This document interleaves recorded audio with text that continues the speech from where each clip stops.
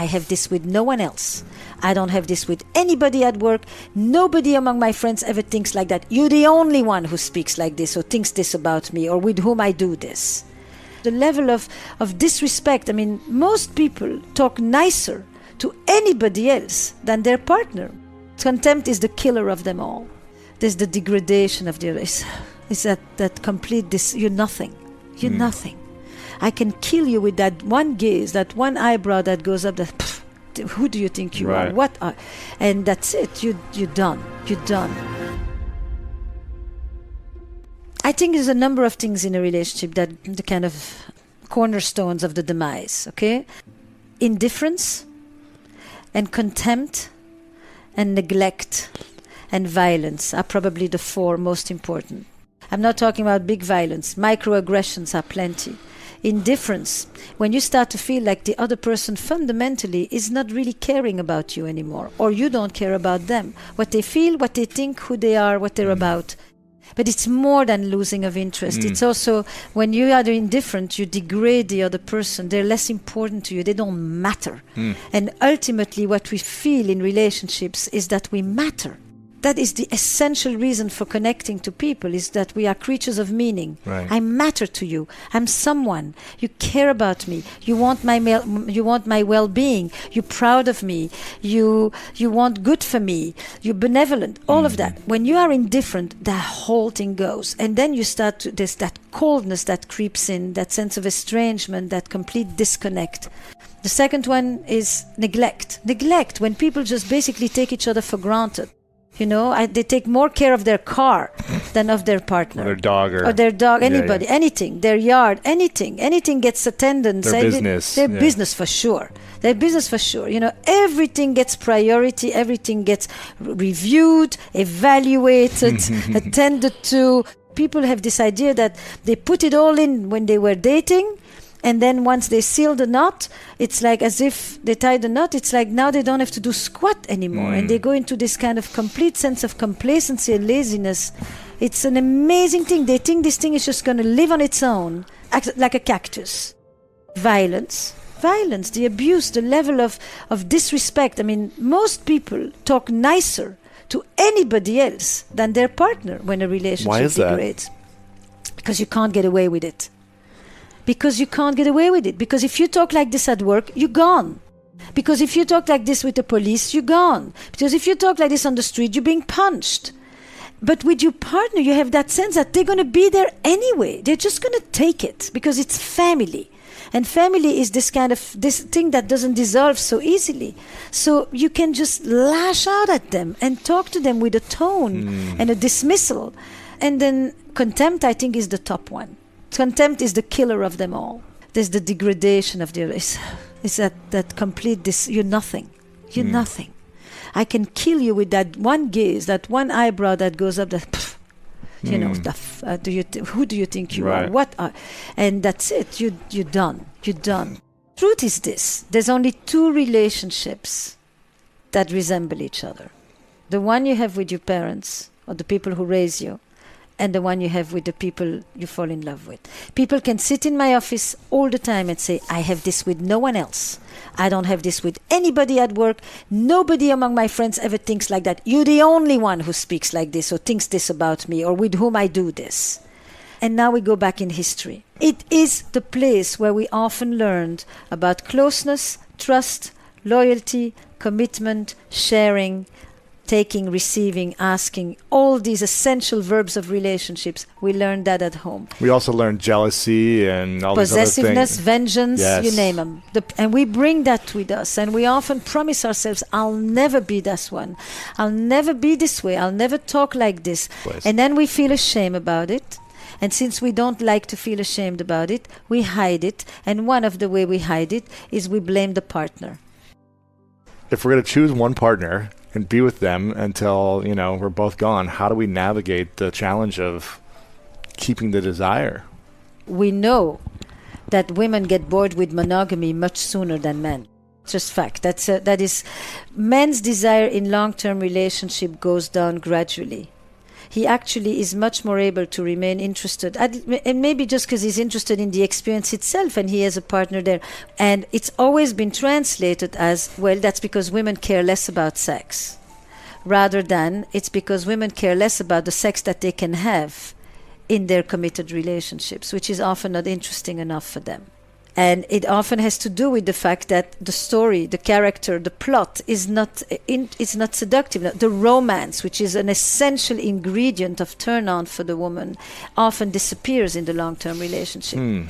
It's like people look at each other at the end of the day and you want to fool around? You want to do it? You're up for it tonight? Now, this is not very much of a turn on for most women. And the idea that foreplay often starts at the end of the previous orgasm, and not 5 minutes before the real thing, which for her is not the real thing. The real thing is everything else. It's that I come to you, but I don't overwhelm you. I come just a little bit so that you can come a little bit toward me. And then I don't immediately answer. I actually go back a little bit too. And it is an essential playful ingredient of seduction and excitement. So women's desire plummets, but we interpret it as women are less interested in sex, rather than women are interested in probably just about the same kind of things that many men are. But women have always known what to choose above what turns them on. We want one partner today to give us everything that involves stability and security and everything that involves playfulness and mystery. Okay, that's the grand ideal. Okay, I want to be cozy with you and I want to have an edge and I want you to surprise me and I want you to be familiar and I want you to give me continuity and I want you to give me novelty. And no Victoria's Secret is going to solve that. Then there becomes, what is desire? Desire is to own the wanting. If you ask people a question that goes like this, I turn myself off when? I turn myself off by.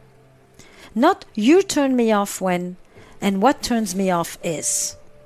You're going to hear, I turn myself off when I do emails, when I spend too much time on the phone, when I overeat, when I don't exercise, when I have bad days at work, when I don't feel confident, when I numb myself, when I feel dead, when I don't feel thriving, when I'm not alive. You will really hear that it has very little to do with sex.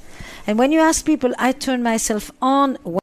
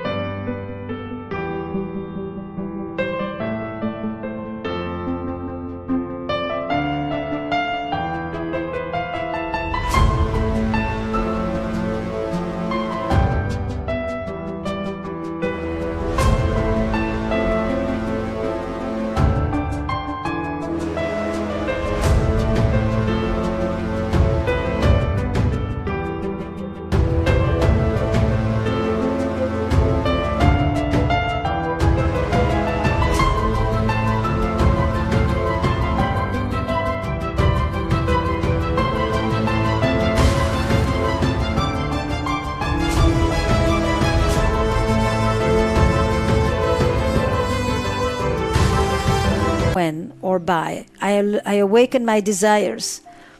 Not you turn me on when and what turns me on is, which is, i.e., you're responsible for my wanting. Right. What people will talk to you about is when I'm in nature, when I'm connected with my friends, when I get to do my sports, when I play music, when I listen to music. It's stuff that gives me pleasure, that is alive, that is vibrant, that is vital, that is erotic in the full sense of the word as life force. Right. And from that place, people remain interested in having sex with somebody else for the long haul. I feel good about myself The biggest turn on is confidence. Right. Confidence. You ask people, when do you find yourself most drawn to your partner? Every description has to do with when they're in their element, when they're on stage, when they're when they're doing their sport, when they are radiant, when they are in their studio, on the piano, on the horse, you name it. It's when they are in their element, i.e., they don't need me to take care of them. They're not needy. They don't need me, because desire is about wanting you. Love is also about needing you. Care.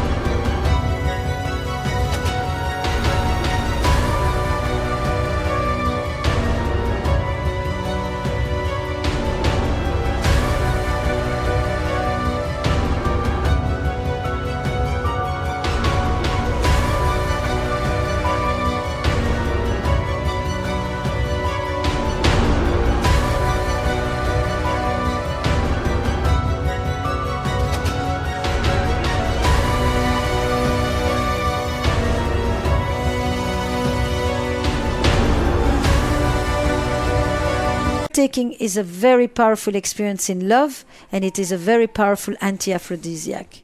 It's not about staying on one side. A balance is the ability to see. Right now, we don't need caretaking. We can be mischievous, we can be naughty, we can be playful, we can break our own rules, we can stay home and not go to work at 8 o'clock. And now we are in a playful zone. Now we are feeling that we are bringing our own little transgressions home. We are alive. We're not just being dutiful, responsible, good citizens. Why don't you stay an hour extra at home in the morning, and not just because when you have a headache, and just say, this matters to me. We matter. We're important. Let's do this. There's nothing else that matters in this moment, but just you and I to be together, to check in. And then we'll see what unfolds. But people don't do that. They do the responsibility, that's the love, right? The citizen, the commitment, the caretaking, safe the thing, burdens, the safe. And then they say, I'm bored. What can I do today that will be different from the ways that I've done it until now? How can I do something that I think would actually improve our relationship? Me, right? Not something that I want or that you want, but that I think would be actually good for us. Here's the essential word, is curiosity. When you're curious, you lean forward and you watch, you're open to the mysteries of life. This is, please don't bother me with anything, because I don't want any stimulation. I've had my share, I've been, and this is the position that most people have at home. So when people say it's too much work, if I was to say this in your business, would you say this is too much work? But you don't think for a minute that your business would thrive if you let it languish like that. Mm-hmm. Never. You have a reward system. You have incentives. Bonuses. You have yeah. bonuses. Yeah. But there is no incentivized system as in the private domain. So people just think, why bother? Right. And that's the difference, is that the ones who have good relationships are the ones who created their own internal incentivized system. What are some of those incentive systems that you've seen over time that really work or are effective for long-term relationships? Appreciation. Gratitude, thank you.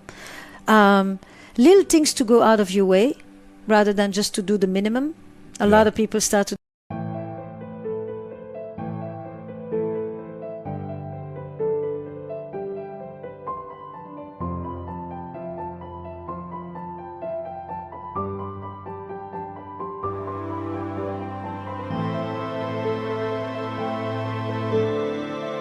do the bare minimum just so that they can't be scolded. Right. Go an extra thing.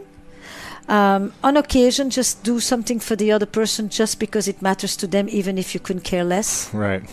Rather than it's not important to me. I don't need this, or I don't care about this.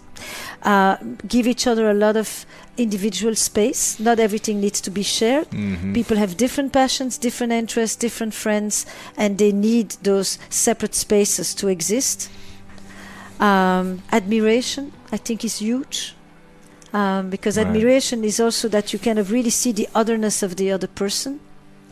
Don't try to make your partner into one person for everything. There is no such a person.